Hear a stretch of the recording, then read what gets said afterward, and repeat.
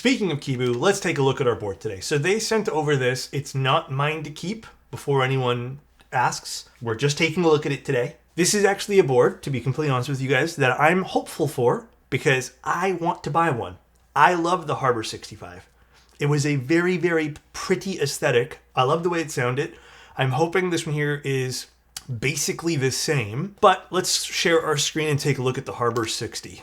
The keyboard itself, I believe, is 363 USD. I don't know if that changes with any of these options here because it is in Hong Kong dollars here, but we have a lilac finish. What the okay, it's fixed. Wow, I want a keyboard like this. This is quite nice. It comes in a navy. You know what? This is how we're demoing the keyboard to you guys. Navy, champagne. This is the one that I want. This is the nicest color in my humble opinion. And then it comes in a silver, and then there's different finishes on the weight. The silver is what I have now. I bought one of the Harbour 65s, and I have it in silver. I kind of want it in champagne, and it comes in black as well. And then here is the back of the keyboard. So if you guys remember the Harbour 65, it's essentially very 7V-like, which I love. I love this aesthetic. So it has this really clean weight, which we'll obviously just open this up and show you guys. And then it has the Harbour logo, which is the Harbour, like, it's right here. The Victoria Harbour's iconic skyline. So, which is really, really cool. And then the other really nice thing, which I think only looks good, this side profile has always been absolutely insane with this board. This is still one of the designs that I feel like has aged so gracefully when it comes to some older boards. I think the Harbour 65 is a smidge older now, but it's so pretty. They did such a great job on this. So happy to see it come back as a 60. You get WinKey, WinKeyless, 7U HHKB, and then a whole bunch of different plates. Freaking great, dude. I love seeing this. Really happy that this is back. I think the price point is okay. I wish this was like 20 or 30 bucks cheaper, but 363, it's pretty good. Kind of the same pricing as the other one. I think actually maybe a smidge cheaper if I remember correctly. I think the other one was, maybe the other one was 350. But yeah, really happy to see this come back. Let's see what color they sent over for me to take a look today. I think they forgot to send me stabs. I don't know if it was in the box here. Steal some stabs from, they sent navy. It's all right. We'll look past it today. I was hoping they'd send champagne so I could look at it before I buy it. I love the bezels on this thing, dude. The bezels are just so hot on this. Look at that. Oh my God, dude. I really like the sandblast away too. I'm actually going to bring this up. I don't like the ano finish right here. Maybe this is just a prototype thing. I'll bring it up to Kibu. Or maybe this is this ano? I don't even know if this is ano or something got pressed here. I would say that's unlike Kibu's normal finishes for things when they vendor products. So I'm hoping this is just a prototype thing, but be aware. I don't want to say ignore it, but I'll definitely ask and let you guys know. I think that is ano to be fixed. I'm hoping so. Okay, I actually don't remember if the original Harbour had all this stuff in the internals, but this is looking pretty, dude. Yeah, this is. And then look at this side profile. Even in blue, this looks fantastic. Dude, this looks great. Here's the back of the board. Again, you can see some of that, the weight peeking through. Love the aesthetic of this. The bottom of this board, absolutely stunning. Again, very 7V-esque, which was I think originally when we got this board, like in the 65 form, very, very heavily inspired by the 7V, obviously. Fantastic. Really, really happy to see this one here come back. Here it is again from some side views. The navy actually looks great. You know what? I can't even hate on the navy on this board. All right, so some other little notes here. This is going to be a hidden screw design keyboard, just like the original one. We have some stepped internals. I don't remember this stepped internal design from the first one, nor do I remember this Harbour word on the inside, but I think this looks very, very pretty. And then we have some Torx screws all over the place here to screw in the weight as well as the keyboard itself, and a JST connector that gets hidden underneath. Looks good. That side profile, like I said, looking sexy. One more look at that side profile. Dude, that looks good. Yeah, it's like a slate kind of blue, right? I agree. I guess we can just jump into some of the accessories here, which are just some other screws, which I don't know what these screws are for. Yeah, maybe for the top mount? Yeah, for the top mount. And then they sent us an aluminum plates. Yes, and then we have our PCB. Pretty decent support. No ISO, which is a bit of a bummer. ISO is one of those things where it's like, I say it's a bummer, but I can't really say much because not a lot of people do buy them in ISO. excited to put this together. Actually, wait, let me take a look at the PCB. 1 second. And then we'll work on stabs. Or the plate, rather. I don't remember this from the original one as well, these little cutouts near the top mount, but I wonder if that'll do a great job or not. Curious, but interesting plate. Very, very interesting plate here. Also, I really like the lack of a spacebar bottom thing over here. I think this should make it sound extra bright. This is the Harbour from Kibu. Yeah, this is not the Harbour 65 though. This is the Harbour 60. They've redone it, which is like awesome because I love this board. Ooh, this is new too. So they've added some little silicone force brakes that do have a little bit of height to them, which is awesome. As you guys can kind of see there. Nice touch, Kibu. Ooh, that's very premium feeling. No, these aren't feet. These are force brakes. Because the feet are on the other side. Cool. Dude, look how beautiful this, like, I just love when there's just like really thin machining like that. Like so sexy to me. I freaking love that. It's so nice. All right, screw this in. Our top mount points are done very well too. We have a bunch of stuff we like. There's gonna be one thing in which I'm gonna minus some points from. Although, never mind, you can slip it in a little bit nice. You have to slip it in from the top. But they are using a little bit of a wider hidden screw point. So you will kind of need to do this with it. So when you slide in, the PCB has to be slid in this way and then dropped in. It will, if you don't do that, you will have to, unfortunately, clip the switches if you buy the solder unit. But it looks like you can still slide it in nicely, so maybe I won't dock them a point here, but not my favorite way to do this. Front height on today's build, in case you guys are interested, is, actually, do they have it listed? Yeah. 16.6. Extremely comfortable, but I think it's in and around the same original Harbour. 16.6 mil. Fantastic. 6-degree typing angle too, which is also like pretty crazy for a 16.6 mil front height. That is actually the more wild one to me. Lowest front height I've ever typed on, I think, was something like, what, 14.5 or 14.8 mil or something like that. Ooh, that does look good.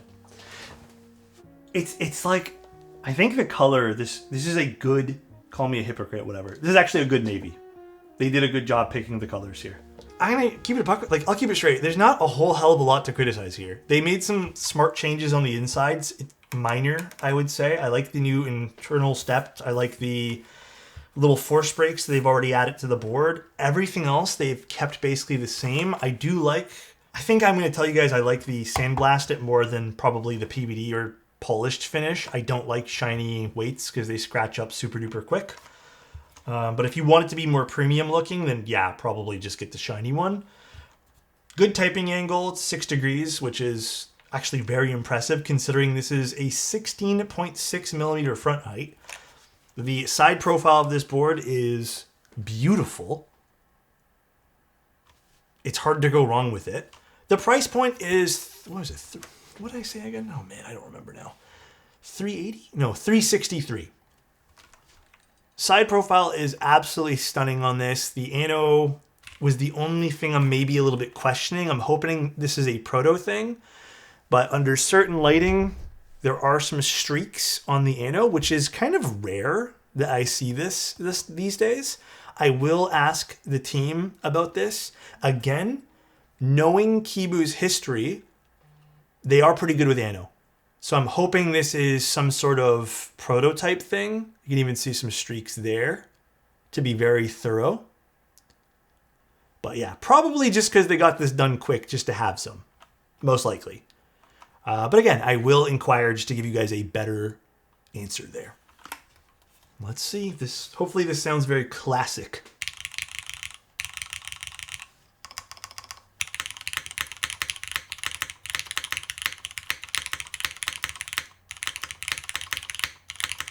I do want to tune the left side of the stab, but I think these are hyperglides. The hyperglides are a little bit thinner. I'm actually not a huge fan of the alphas right now. I think it's mainly because I think these are hyperglides. I think I can tell. I don't know. Maybe I'm wrong. I think it's not really a thinness through. I actually think it's more resonance peeking through. If this was a plastic plate, I think we would be in the clear for this, but it's not a plastic plate. It's metal.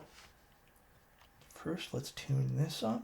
So the spacebar is there for me.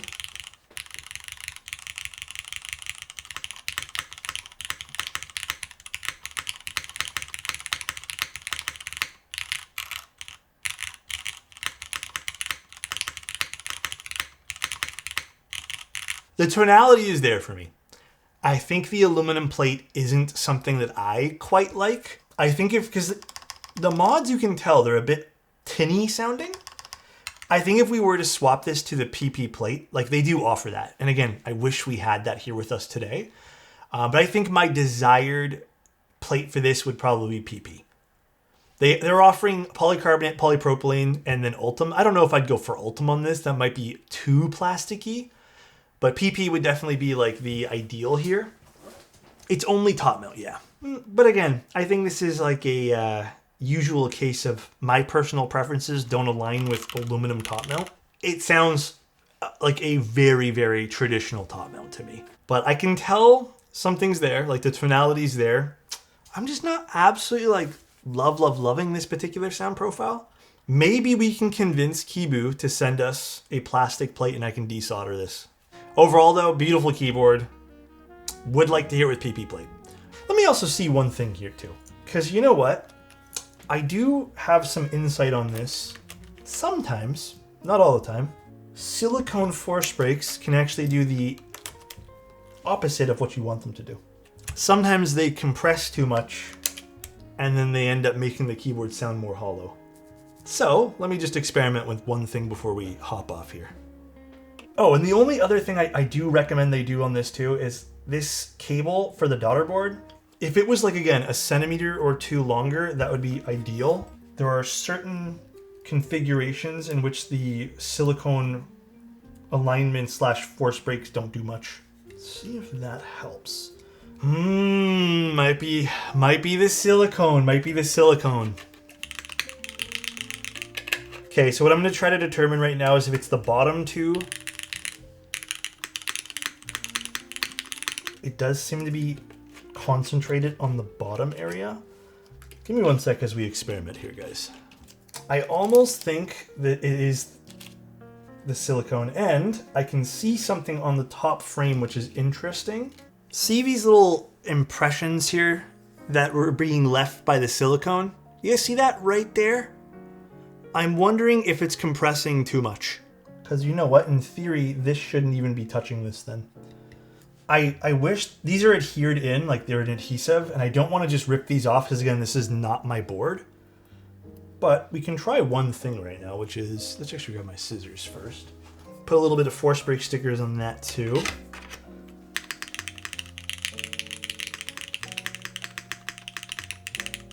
This sounds a lot less tinny already. You know what I think they should do, Phoenix? Make it a slot-in silicone. That way their people can just take it out. I think it is just the silicone. I think unfortunately it's maybe doing some weirdness with the aluminum plate. It sounds like standard top mount mods, to be honest. I like this a lot better. It still has that top mount-esque sound, but it's not as like in your face. Sounds more in line with my Solaris top mount now. Yeah. The only two things that I think they can really do better on this. Yeah, I like this a lot better.